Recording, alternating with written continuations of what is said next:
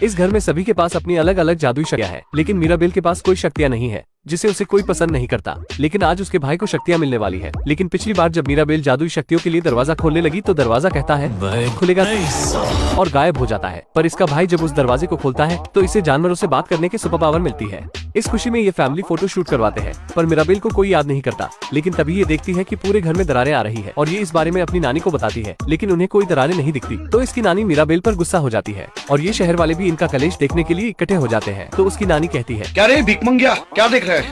लेकिन थोड़े ही दिनों में उन सभी घर वालों की शक्तियाँ कम होने लगती है। तो एक दिन मीराबेल देखती है कि कुछ चूहे जादुई पत्थर को लेकर एक पेंटिंग के पीछे जा रहे हैं और जब ये उस पेंटिंग को साइड करती है तो मीराबेल को एक दरवाजा दिखता है और जब ये उस दरवाजे के अंदर जाती है तो इसे एक आदमी दिखता है और ये उसका पीछा करती है। तो वो आदमी इसको बताता है कि मैं तुम्हारा मामा हूँ और उसको एक जादुई शीशा दिखाकर कहता है तुम्हारे कारण हमारा घर टूटेगा। तो मीराबेल उसे दोबारा से फ्यूचर देखने के लिए कहती है। तो ब्रूनो कहता है मुझे तुम्हारा मुंह बिल्कुल नहीं पसंद आया, आज तू। लेकिन मीराबेल के बार बार कहने पर वो मान जाता है और ये भूतनी का दिखाता है कि तुम्हें अपनी बहन को गले लगाना होगा।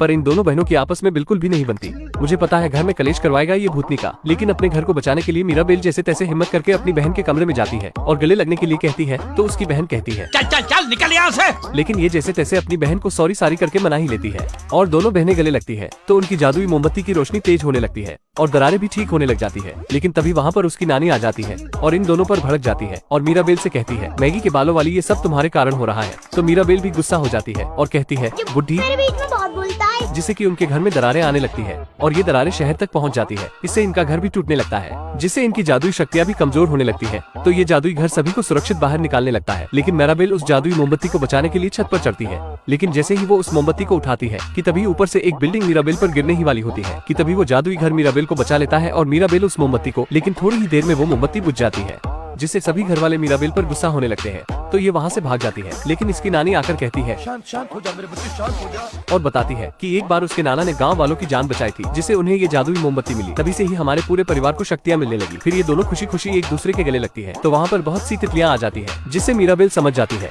कि भूतनी का ब्रूनो झूठ बोल रहा था। तभी ब्रूनो भी वहाँ टपक जाता है। तो इसकी नानी ब्रूनो को भी गले लगा लेती है। तो ब्रूनो हैरान हो जाता है और कहता है क्योंकि आज तक इसकी माँ ने इसे हरामखोर के अलावा कुछ नहीं बोला था। और ये तीनों घोड़े पर बैठकर धूम मचाले करते हुए अपने घर पहुंच जाते हैं। तो मीराबेल सभी को कहती है हम अपने घर को दोबारा बनाएंगे। तो ये सभी लोग काम में लग जाते हैं और सारे शहर वाले भी इनकी मदद करने आ जाते हैं, क्योंकि इन्होंने इतने सालों से पूरे शहर की मदद की थी और इनका घर भी बनकर तैयार हो जाता है। तो ये सभी मीराबेल को दरवाजे का लट्टू लगाने को कहते हैं। पर जैसे ही मीराबेल इस लट्टू को लगाती है तो उनके घर में दोबारा से जादू आ जाता है। तो ये सभी कहते हैं अभी मजा आएगा ना भिड़ो।